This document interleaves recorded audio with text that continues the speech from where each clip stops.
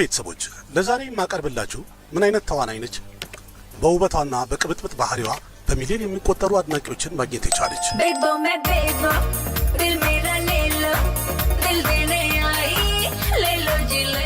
አክቲንግን በውርስ ነው ያገኘችው ቢባልም ግን ቦሊውድ ላይ የቆየችበት ሚስጥር ለየት ያለ የትወና ብቃቷና በጣም አስደናቂ ትወናዋ እስካሁን ድረስ ለየት ያለ ስም አሰጥቷታል።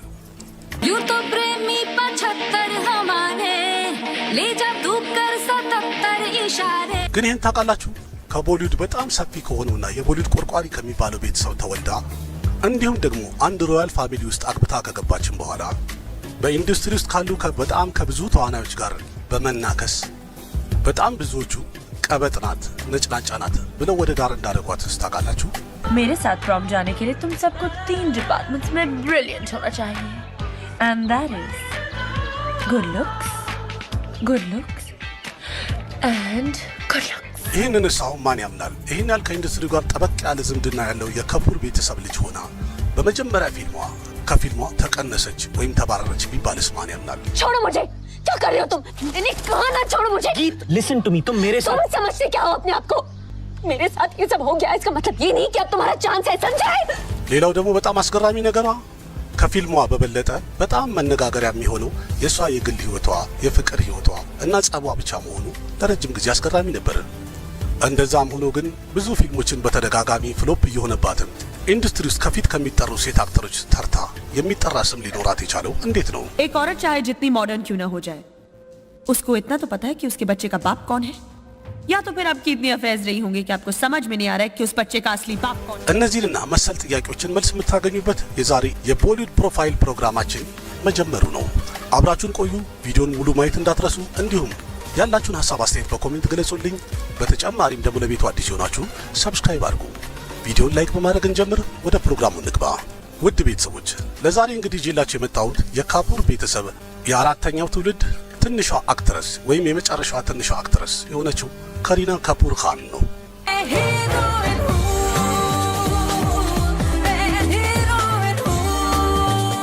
የካፑር ቤተሰብ ልጅ ብትሆንም ከሪና ግን ምን አይነት ተዋናይ ሆና ነው የከረመችው? ከስራ ህይወቷ የበለጠ በግል ህይወቷ ለረጅም ጊዜ ዜና ላይ ቆየች ነች። እንደተለመደው እንግዲህ የከሪና ህይወት ላይ የተፈጠሩት ወይም ደግሞ ያልተሰሙትን ነገሮች ከማየታችን በፊት ከመጀመሪያው ከሪና ካፑር እንዴት እንደጀመረች ወደ ኋላ መለስ ብለን እንይ። እንዴትስ ፊልም ጀመረች? ማን ወደ ፊልሙ ዓለም ይዟት መጣ? እንዴትስ እንደዚህ ኮንትሮቨርሲ ኩዊን ልትሆን ቻለች? ወይም አነጋጋሪዋ ንግስት ለምን ሆነች የሚለውን እናያለን። thank you बाबा जी, मेरा रिकॉर्ड टूटने से बचा लिया। अंदर आ गई हूँ मैं, अब तो मेरा हाथ छोड़ दो, इतनी भी सुंदर नहीं हूँ मैं। ከሪና ካፑር የተወለደችው ሴፕቴምበር 21 1980 ዓመተ ምህረት ሙምባይ ውስጥ የቦሊውድ በጣም ሰፊውና ትልቅ የሚባለው የካፑር ቤተሰብ ውስጥ ነው። ምናልባት ጥቂት ሰዎች ያውቁታል የሚባለው የልጅነት ስሟ ከሪና ካፑር ሲቲማ ነበረ። ስሙን ያወጣላትም ወንድ አያቷ ነበር። ከዛ በኋላ ግን ስሟ ወደ ከሪና ሊቀየር ችሏል። በጊዜው በጣም ታዋቂ የነበረው ሊዮ ቶልስቶይ የጻፈው መጽሐፍ አና ካሬኒና ከሚለው መጽሐፍ ላይ ተወስዶ ነው። ስሟ ከዛ ላይም ሊወሰድ የቻለው እናቷ እሷን ባረገዘችበት ሰዓት ምጥ ከመምጣቱ ቀደም ብሎ አንብባ የጨረሰችው መጽሐፍ ነበር። የቦሊውድ ኢንዱስትሪ የመጀመሪያ ቤተሰብ የሆነው የካፑር ቤተሰብ የቤተሰቡ ውድ የሆነችው ትንሿ ልጃቸው የቤት ስሟ ቤቦ ነው። አባቷ ረንዲር ካፑር ሲሆን እናቷ ደግሞ በቢታ ናት። ሁለቱም በጊዜያቸው የፊልሙን ዓለም ወይም ቦሊውድን በጣም ዝነኛ ማድረግ ችለዋል። ለቦሊውድም በጣም ትልቅ ባለውለታ ናቸው። በጣም ዝነኛው አክተር እና ዳይሬክተር ራጅ ካፑር ሳብ የሷ አያቷ ሲሆን ፕሪቲቪራጅ ካፑር ደግሞ የሷ ቅድመ አያቷ ነበር። በዛ ላይ ደግሞ በጣም ዝነኛው ተዋናይ ሪሺ ካፑር የሷ አጎቷ ሲሆን በአሁኑ ሰዓት ላይ ሱፐርስታር እየተባለ ያለው ረንቢር ካፑር ደግሞ ያጎቷ ልጅ ነው። ከሪና ለእናትና አባቷ ሁለተኛ ልጅ እንዲሁም ትንሿ ልጅ ናት። ከሷ ቀደም ብላ ግን ከሪሽማ ካፑር ወደ ቦሊውድ ገብታ በጣም ዝነኛ አክትረስ ሆና ነበር በ90ዎቹ። ከሪናም በዙሪያ ከምታየው እንግዲህ ከልጅነቷ ጀምሮ ከትምህርት ይልቅ ወደ ትወና በጣም ታዘወትር ነበር። የልቧ ፍላጎትም የነበረው ተዋናይ መሆን ነበር።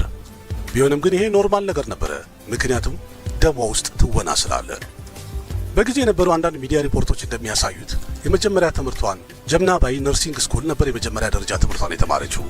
እንደሚባለው ከሆነ እዛ በምትማር ሰዓት ከሪና ገና በ15 ዓመቷ እዛ የሚማር አንድ ጓደኛዋን አፍቅራ ነበር። እናቷም ይህን ነገር ባወቀች ሰዓት የከሪናን ስልክ ተቀብላት ቤቷ ደበቀችው። ስልኳንም ወስዳ ክፍሏ ውስጥ ከደበቀች በኋላ ይህን ነገር ስላወቀች አንድ ቀን እናቷ ለእራት በወጣችበት ከሪና ቢላ አንስታ በሩን በመሰርሰር ቁልፉን ሰብራ ስልኳን አንስታ ጓደኛዋ ጋር ደወለች። ከዛም በኋላ ልታገኘውም ሄዳለች። የልጅነት ፍቅርም አይደል? ከበኋላ ግን እናቷ ይህን ነገር ባወቀች ሰዓት በጣም ተናዳ ከሪናንም ለአዳሪ ትምህርት ቤት ሰጥታ ወደ ዴራዱን ላከቻት። ከዛም በኋላ ከሪናም ዴራዱን የሚባለው ከተማ ቬልሃም ገርል ስኩል ደረሰች። እዛም በመቆየት የመጀመሪያ ደረጃዋን ትምህርት ጨረሰች። ከዛም በትምህርቷ እንግዲህ ቀጥላ የኮመርስ ዲግሪዋን እንድታገኝ ሙምባይ ውስጥ ሚቲባይ ኮሌጅ መግባት ችላ ነበር። ቢሆንም ግን 2 ዓመት ከቆየች በኋላ ከሪና ምንም ደስ ስላላላት እሱንም አቋረጠችው። ከዛም ደግሞ በመቀጠል ወደ አሜሪካ ሄዳ ወደ ሃዋርድ ዩኒቨርሲቲ የኮምፒውተር ማይክሮሶፍት ኮርስ የክረምት የ3 ወር ስልጠና ወስዳለች። በመቀጠልም ደግሞ የህግ ትምህርቷን መቀጠል ስለፈለገች ሙምባይ ውስጥ ገቨርንመንት ሎው ኮሌጅ መግባት ችላ ነበር። እንደተለመደው እንግዲህ ይህንንም ትምህርት አቋርጣው ነው የወጣችው። እድሜዋም እየጨመረ ሲመጣ ወደ ትወና የነበራት ፍላጎት የበለጠ እያደገ ሄደ። ቢሆንም ግን ለሷ በጣም ከባድ የነበረው አባቷ ረንዲር ከፑር በፊልም ላይ ሴቶች ተዋናይ የመሆናቸው ነገር በጣም ይቃወም ነበረ። በዛም የተነሳ 2 እህትማማቾች እንግዲህ ከአባታቸው ጋር ምንም ያግባባቸው ነገር አልነበረም። ይሄና ሌሎች የተፈጠሩ ነገሮች እንግዲህ ጉዳዩን በጣም ስላፋፋሙት እናትና አባት መለያየት ችለዋል። የዛን ጊዜ 2 እህትማማቾች አባታቸውን ትተው ከእናታቸው ጋር ለመኖር ወሰኑ። ከአባታቸው ከተለዩ በኋላ በመጀመሪያ ታላቅ እህቷ ወደ ቦሊውድ ለመግባት ሞከረች። ሙከራዋም በጣም ስኬታማ ሆኖ ተመልካቹን በጣም አድንቆ ስለተቀበላት በ90ዎቹ አንደኛ ደረጃ ላይ ከሚቀመጡ አክተሮች ተርታ መጠራት ቻለች። የታላቅ እህቷን ስኬት ያየችው ታናሿ ከሪና ከፑር ወደ ቦሊውድ እገባለሁ የሚለው ፍላጎቷ በጣም ከፍ እያለ በመሄዱ ጉጉቷ እየጨመረ ነበረ። ቢሆንም ግን ከሪና ካፑር ገና መጀመሪያ እግሯን ወደ ቦሊውድ ስታስገባ ትወና ብቻ ሳይሆን መነጋገሪያነቷ አብሯት ነው ተከትሏት የመጣው። በመጀመሪያ ወደ ቦሊውድ ለመግባት በ2000 ዓመተ ምህረት ለእይታ የበቃው የራኬሽ ሮሸን ፊልም ላይ ከሪና እንድትሰራ ጥያቄ ቀርቦላት ነበር። ቢሆንም ግን ጥቂት ቀን ከቀረጸች በኋላ ከፊልሙ ላይ ከሪና ካፑርን በማስወጣት አሚሻ ፓቴል እንድትሰራ ተወሰነ። በሰዓቱ በተደረገ አንድ ኢንተርቪው አሚሻ ፓቴል የተናገረችው ከራኬሽ ሮሸን ጋር እንግዲህ ያለመግባባት ስለተፈጠረ መሰለኝ ከሪና ካፑር ከፊልም የወጣችው ብላ ነበረ። ከዛ ኢንተርቪው ደግሞ በመቀጠል ከሪና ካፑር ከፊልም ፌር ከሚባለው ማጋዚን ጋር ባደረገችው ኢንተርቪው እንደተናገረችው አይ ራኬሽ ሮሸንማ ፊልሙን እኮ የሰራው ለልጁ ብቻ ነበረ። እንዲያውም ልብ ብላችሁ ከሆነ እኮ አሚሻ ፓቴል ምንም አታምርም በፊልሙ ላይ ሜካፓም ትክክል አልነበረም። እንደገና ከአይኗ በታችም ጠባሳ ነገር ይታይ ነበረ። ብዙም እንደ አክትረስ ቆንጆ ሊያደርጓት አልሞከሩም። እንዲያውም ደስ የሚለኝ ይህን ፊልም እንኳን ተውኩት ብዬ ነው ደስ እያለኝ ያለው ብላ ነበረ። በመቀጠልም ደግሞ በተደረገ ሌላ ኢንተርቪው ራኬሽ ሮሸን እንግዲህ የፊልሙ ዳይሬክተር እንደተናገረው ከሆነ የከሪና ካፑር እናት በቢታ በፊልም ቀረጻ ሰዓት ላይ የማይሆን ነገር ወይም ደግሞ ጣልቃ ገብነቷ ስላልተመቸኝ ቀንሻታለሁ ብሏል። ሁሉም የራሱን ምክንያት እየደረደረ የነበረበት ጊዜ ነው። እውነቱም እንደነበረ እንግዲህ ማን ያውቃል። ወደ ታሪካችን ስንመለስ በዛው ዓመት መጨረሻ ላይ ጄፒ ደታ ዳይሬክት ያደረገውን ሪፊጂ የሚለውን ፊልም የመስራት እድል አገኘች ከሪና ካፑር። ፊልሙ ለአቢሼክ በቸንም የመጀመሪያ ፊልሙ ነው ወይም ወደ ቦሊውድ የገባበት ፊልም ነበረ። ተመልካቹም በፊልሙ ላይ እንግዲህ የነበረውን የሁለቱን ጥንድነት ወይም ዝምድና በጣም ወዶላቸዋል።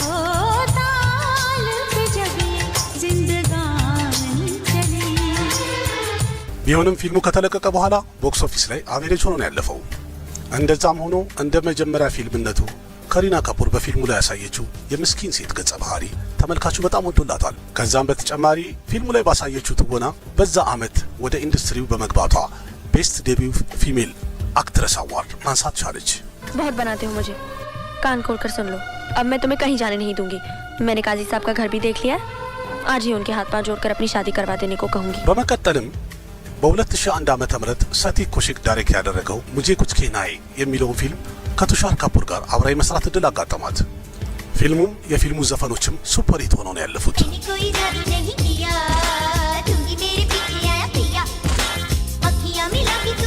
በድጋሚም በ2001 ዓመተ ምህረት ከሪቲክ ሮሸን ጋር አብራ ያዴ የሚል ፊልም መስራት እድል አጋጠማት። ቢሆንም ግን ፊልሙ ፍሎፕ ሆኖ ነው ያለፈው።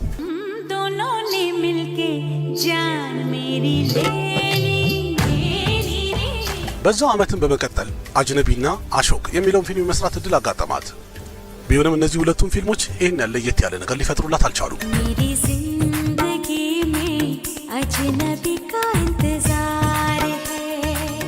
በአመቱ መጨረሻ ላይም የከረን ጆሃር ፊልም የሆነው መልቲ ስታረር ብዙ አክተሮችን ያቀፈው ከቢኩሺ ከቢገምን የመስራት እድልም አጋጠማት።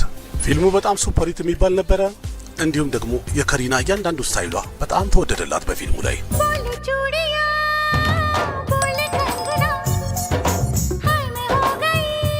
ቢሆንም ግን ቀደም ብሎ በ2001 ዓመተ ምህረት አጅነቢ የሚለው ፊልም በሚሰሩ ሰዓት ቢፓሻ ባሱና ከሪና ካፑር ትልቅ ግጭት ውስጥ ገብተው ነበር። ግጭቱም የተነሳው በኮስቲም ዲዛይኒንግ ላይ ነበር፣ በጨርቃ ጨርቅ ዙሪያ እና ከሪና ምን ያህል በጣም ተናደደች በዛ ጉዳይ። መጀመሪያ ቢፓሻን ጥቁር ድመት ብላ የሰደበቻት ሲሆን ከዛ ቀጥላ ግን በጥፊ ነው የመታቻት። ነገሩ የተፈጠረው እንደዚህ ነው። ቢፓሻ ባሱ በሰዓቱ ከሪና ካፑርን ሳትጠይቃት የዲዛይነሯን እርዳታ ጠየቀች። ይህን ነገር ባወቀች ሰዓት ከሪና በጣም በመናደዷ መጀመሪያ ስድቧን፣ ከዛ በኋላ ጥፊዋን ሰነዘረችባት። ከዛም በኋላ ጉዳዩ እንግዲህ በጣም መነጋገሪያ ከመሆኑ ካት ፋይት ሊሉት ችለዋል። የድመት ጸብ መሆኑ ነው እና ሁለቱም በጣም ተጠላልተው ፊታቸውን እንኳን መታየት እስከሚጠላሉ ፊቷን ማየት እስከሚያስጠላት ድረስ ተራራቁ። ቢሆንም ግን በሰዓቱ በነበረ አንድ ኢንተርቪው ላይ ቢፓሻ ስትጠየቅ ነገሩ ትንሽ ነበረ፣ ግን ሲያወሩት በጣም ትልቅ አድርገውታል ብላ አልፋለች። ከሪና ዲዛይነሯ ለእኔ ዲዛይን ማድረጉ ስላልተመቻት በዛን የተናደደችው ያለ ምክንያት እሷን ወደዚህ ጨዋታ ውስጥ አስገቧት እንጂ ለወሬው አመቻቿት ብላ ነው ያለፈችው። በተቃራኒው ከሪና ደግሞ በተጠየቀች ሰዓት ይመስለኛል በትወናዋ ላይ እምነት የላትም፣ ለዛ ነው 4 ፔጅ ኢንተርቪው ስትጠየቅ 3 ፔጅ ስለኔ ነው ያወራችው ብላ አለፈች። እንደዛም ሆኖ ነገሩ መረጋጋት አልቻለም። ጋዜጠኞችም መጠየቃቸውን አላቆሙም። በመቀጠል ደግሞ ከሪና በምትጠየቅ ሰዓት የቢፓሻ የድሮ ቦይፍሬንዷ የነበረው ጆን አብርሃም ስለሱ የማይሆን ቃል ተናገረች።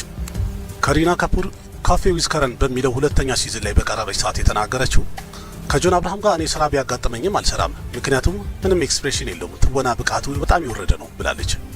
ቢፓሻ ባሱም ደግሞ እዛው ኮፊ ዊዝ ከረን ላይ በቀረበች ሰዓት የከሪና ንግግርን መልስ ይሆናል ብላ የተናገረችው ምናልባት ከሪና ካፑር በጣም ኢንስፒሬሽን ትችላለች፣ ኤክስፕሬሽኗ ከፍተኛ ነው ወይም ብዙ ነው፣ የትወና አቅሟ ኃይለኛ ነው ብላ አላግጣባታለች። ለረጅም ዓመት ከቆየ በኋላ እንግዲህ ይሄ ካት ፋይት ያበቃው በ2008 ዓመተ ምህረት የሰይፍ አሊ ካህን ልደት በነበረ ሰዓት ላይ የኢንዱስትሪ ብዙ ሰዎች ሲጠሩ ከሪና ካፑር ቢፓሻ ባሱንም ጋብዛታለች። በዛም ጋዜጠኞችም ረፍት አገኙ። ይሄ ካት ፋይትም ማብቂያ ሆነ ማለት ነው። ገጠመኛዋ ብዙ ስለሆነ ከታሪኩ ሳንወጣ ወደፊት እየሄድን በ2002 እና በ2003 ዓመተ ምህረት ከሪና በተርታ የሰራቻቸው ፊልሞች ሙझसे दोस्ती करोगी፣ जीना सिर्फ मेरे लिए፣ ተላሽ፣ खुशी፣ मैं प्रेम की दीवानी हूं እና ኤሎሲ ካርግል የመሳሰሉ ፊልሞችን ሰርታ ነበር በተርታው። ግን በሚያሳዝን ሁኔታ ሁሉም ፊልሞች ፍሎፕ ነበር የሆኑት። किस गुनाह की सजा दे रहे हो तुम मुझे? कौन सी गलती का बदला ले रहे हो? क्या रिश्ता है तुम्हारा कामनी के साथ? यूं ही तड़पा तड़पा के मारना था तो इंडिया में जगह जगह पर मेरी जान क्यों बचाते रहे? እንደሚባለው ከሆነ በተርታው ሁሉም ፊልሞቿ ፍሎፕ ሲሆኑባት ከሪና በጣም ተጨንቃ ነበረ። በዛ ሰዓት ላይ ዳይሬክተር ሱዲር ሚሽራ በ2004 ዓመተ ምህረት ለእይታ የበቃው ቸሜሊን እንድትሰራ ከሪናን ጠይቋት ነበረ። በፊልሙ ላይም የከሪና ሮል የነበረው አንድ ሴተኛ አዳሪ ሆና መስራት ነበረባት። ይህን ነገር በሰማች ሰዓት ከሪናም ፊልሙን አልሰራም ብላ ተታ ነበር መጀመሪያ። ከዛ ግን ስለ ጉዳዩ በጣም ጠለቅ ብሎ ዳይሬክተሩ ሲያስረዳት ከሪናም እሺ ብላ ሰርታለች። እንደዛም ሆኖ ፊልሙ ለእይታ ከበቃ በኋላ ቦክስ ኦፊስ ላይ ይህን ያህል የተለየ ነገር ባይፈጥርም ግን በክሪቲክሶች ወይም በፊልም ሀያሲያን የከሪና ትወና በጣም ተደንቆላታል።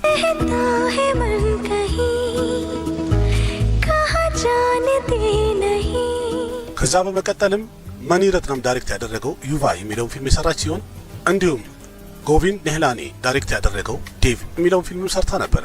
በሁለቱም ፊልሞች ላይ ያሳየችው ትወና ተመልካቹ በጣም ወዶላት ነበር። आप कहते हैं कि हम विश्वास करें आप पर, कानून पर, जब आप ही के साथ हमारे गुनहगार खड़े हैं। በዛው ወደፊት የገፋች ሄዳ እንግዲህ በዛው ዓመተ ምህረት ሮማንቲክ ትሪለር የሆኑትን ፊዳ እና ኤትራዝ የሚለውን ፊልሞች መስራት ቻለች። ቀጥላም ደግሞ ሮማንቲክ ኮሜዲ ይዘት ያለውን ሀልቸልን ሰራች። इश्क में प्यार में क्या क्या हो रहा है नींद भी በተርታው ከሰራቻቸው ፊልሞች ውስጥ ፊዳ ቦክስ ኦፊስ ላይ አቬሬጅ ሆኖ ሲያልፍ፣ ኤትራዝ እና ሀልቸል ሱፐር ሂት ሆነው አልፈዋል። वो तस्वुर का आलम वो दिले आशिकी वो दीवाना मौसम አሁንም ሚዲያ ላይ በወጡ ሪፖርቶች መለስ ብለን ስናይ ያዴ ሙझसे दोस्ती करोगी እና मैं प्रेम की दीवानी हूं በሚሰሩ ሰዓት ከሪቲክ ሮሽን ጋር በጣም መቀራረብ ችሎ ነበር። ያ መቀራረባቸው ወደ ዴት ተቀየረ። እስከ 2004 ዓመተ ምህረትም በሁለቱ መሃል ያለው ነገር ትክክል ሆኖ እየሄደ ነበር። ግን በ2004 ዓመተ ምህረት ከሪና ከሻሂድ ካፑር ጋር አብራ የምትሰራበት ፊዳ የሚለውን ፊልም መስራት እድል አጋጥሟት ነበር። ያን ፊልም ከሰራች በኋላ በከሪናና በሪቲክ መሃል የነበረው ጓደኝነት ወደ ርቀት ተቀየረ። यूं लग रहा है जैसे मुझे एक नई पहचान मिली हो। कोई मुझसे इतना प्यार कर सकता है। अगर मैंने उसके प्यार को ठुकराया तो शायद इस दुनिया में मुझसे बड़ा पागल कोई नहीं होगा। በሰዓቱ የሻሂድ የሥራው ነገር በጣም ከፍ ያለ ነበረ። እንዲሁም በኢንዱስትሪ ውስጥ በጣም የሚደነቅበት ጊዜ ነበረ እንደገና ደግሞ የዳንስ ስታይሉ በጣም ለየት ያለ ነው። በዛ ላይ አማላይ መልክ ነበረው። ስለዚህ ያ አማላይ መልኩ ከሪና ልትሸሸው ወይ ልታመልጠው አልቻለችም። በዛውም ፊልሙን እየሰሩ በነበሩበት ሰዓት ልቧን ሰጥታው አረፈችው። በመቀጠልም ሁለቱ በ2006 ዓመተ ምህረት ለእይታ የበቃው 36 ቻይናታውን የሚለው ፊልም ላይም ተውነው ነበር። ከዛም ቹፕቹፕኬ የሚለው ፊልምንም ደገሙ። በፊልም ላይ ያለው የፍቅር ታሪካቸው ብቻ ሳይሆን በምድር ላይ ያለው እውነተኛ የፍቅር ታሪካቸውም አብሮ ወደፊት መግፋት ጀመረ። ቢሆንም ግን የዝምድናቸውን ነገር በአደባባይ ይፋ አላወጡትም ነበረ። तुम मुझे कैंडल लाइट डिनर कराना चाहते थे ना? लो आज वो मौका आ गया। कैंडल भी है और डिनर भी। እንደሚባለው ከሆነ በዛ ሰዓት ላይ የሁለቱን አንድ አስገራሚ ፎቶ የሆነ ጋዜጣ ላይ ወጣ። ከዛም በኋላማ ምን ይሁን ሁሉም በድብቅ ሲንሾካሾኩበት የነበረ የፍቅር ዝምድና በአደባባይ ወጥቶ ሁሉም ሰው የሚያየው በይፋ የሚወራና ግልጽ የሆነ ነገር ሆነ። ከዛም በመቀጠልም ያ የጋዜጣ ካምፓኒውን ከሪና ካፑር ከሳው ነበረ። ምክንያቱም የኛን የተሳሳተ ወይም ደግሞ ያልሆነ ኤዲት የተደረገ ፎቶ ለጥፏል ወይም ደግሞ አውጥቷል ብላ አትሟል ብላ ከሳው ነበር። ግን ጋዜጣውን ያወጣው ኤጀንሲ አይ ይሄ ትክክለኛ ነው ምንም ኤዲት አላረኩትም ብሎ በጉዳዩ እንደጸና ነው የቆየው። መጨረሻውም እንደደረሰ ምንም መረጃ ባይኖርም በመቀጠልም 2004 ዓመተ ምህረት ለከሪና ሌላ አንድ ችግር ይዞባት ነው የመጣው። በ2004 ዓመተ ምህረት ከሪናና ፕሪንካ አብረው ኤትራዝ የሚለውን ፊልም የሰሩበት ጊዜ ነበር።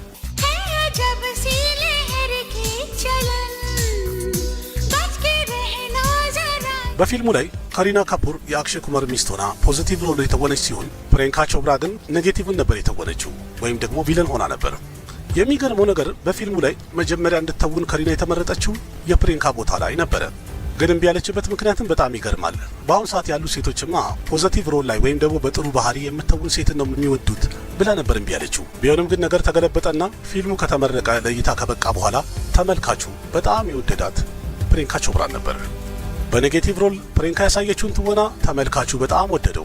እናም የከሪና ትወና እሷ ፊት በጣም ቀዘቀዘ እስከ መባል ድረስ ደረሰ። እንዲያውም ኢንዱስትሪ ውስጥ በጣም ብዙዎቹ የተናገሩት የፕሪንካ የትወና ብቃቷ በጣም ከፍተኛ ስለሆነ ከሪናን ሸፍናት ነበረ የሚልም ወሬ ተነሳ። मिसेस सोनिया, ये ऊंचाई, ये पावर जिसे पाने के लिए तुमने न जाने कितने मर्दों को सीढ़ी बनाया होगा। इसके गुरूर में तुम अंधी होकर मुझसे मेरा पति छीनना चाहती हो? በሰዓቱ ፕሪንካ ወደ ኢንዱስትሪ ከገባች ገና 2 ዓመቷ ነበር። ከሪና ደግሞ ከፕሪንካ ሲኒየር ነበረች ቀደም ብላ የገባችው።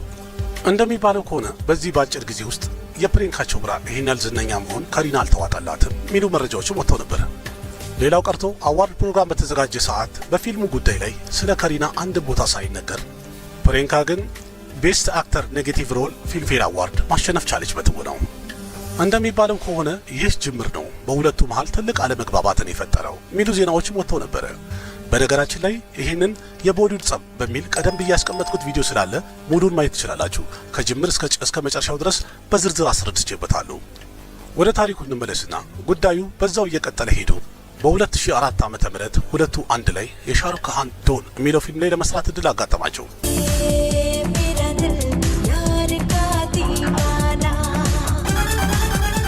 በፊልሙ ላይ የፕሪንካ ሮል መሪ ተዋናይ ሆና የምትሰራው፣ ከሪና ግን አይተም ገር ወይም ደግሞ ለሙዚቃ ለዳንስ ብቻ የገባች ነበረች።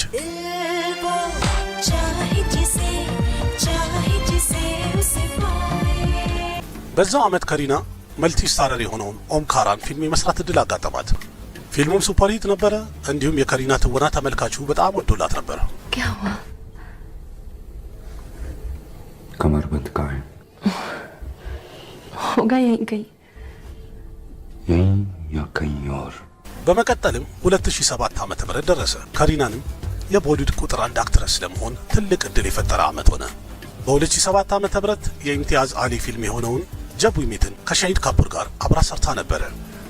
በፊልሙ ላይ የጊት ካራክተር ኢንዱስትሪ ውስጥ ካሉ ሰዎች አልፎ እስከ ተራ ተመልካቹ ድረስ በጣም ተወዶላታል።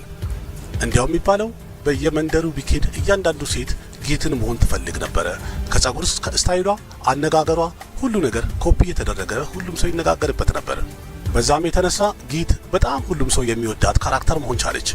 ስለዚህ በ2007 ዓመተ ምህረት በተዘጋጀው ፊልምፌር አዋርድ ቤስት አክትረስ አዋርድ መሸለም ቻለች።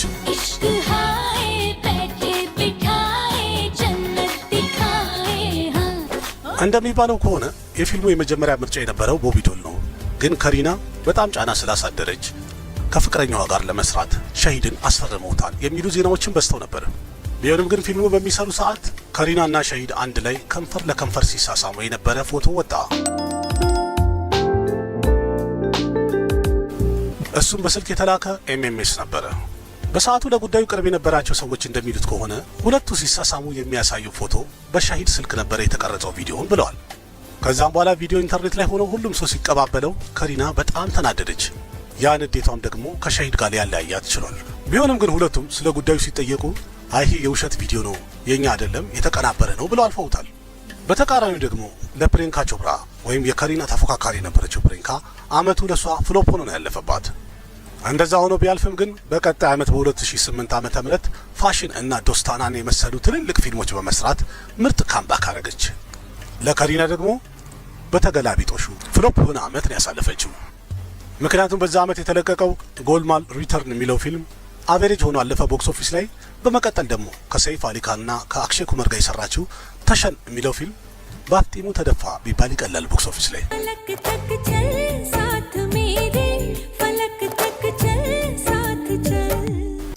पागल है दिल दीवाना है दिल तो पागल है दिल दीवाना है በተለያዩ የህንድ ፊልሞች ላይ ውብ የሆኑ ምግቦችን አይተው ጣዕማቸው ምን አይነት ይሆን ብለው አስበው ያውቃሉ? በዓለማችን የምግብ ባህል እድገት ላይ ቀዳሚ የሆኑት የህንድ ምግቦች ለመቅመስ ምን ያህል ጎምጅተዋል። ያማሩትን ሊያሳዩት፣ የጓጉትን ማዕድ ሊያቋድሱት ኢንዲያን ስፓይስ ሬስቶራንት አዲስ አበባ መሃል ተከፍቷል። በመሃል አዲስ አበባ ቦሌ ሆምስ አካባቢ በሚገኘው ሬስቶራንታችን ብቅ ብለው ይቋደሱ። ኢንዲያን ስፓይስ ሬስቶራንት በመላው ዓለም ተወዳጅ የሆነውን የተለያዩ አይነት የህንድ ምግቦችን አዘጋጅተን እየጠበቅኖት ነው። ከወዳጅ ዘመዶት ጋር ሰብሰብ ብለው አንድ ላይ ይቋደሱ ማዕዱን። የመኪና ማቆሚያ አያሳስብም። ለአድራሻም ቀላል የሆነ ቦታ ላይ ይገኛል። የህንድ የምግብ አሰራር በዓለም ይደነቃል። አሁን ተራ እርሶ ነው፣ ይገረሙበታል። ጣት የሚያስቆረጥሙ ምግቦችን በተመጣጣኝ ዋጋ ባሉበት ሆኖ ቢያዙን በሞተረኛ ፈጥነን እናደርሳለን። ኢንዲያን ስፓይስ ሬስቶራንት። दिल तो पागल है दिल दीवाना है दिल तो पागल है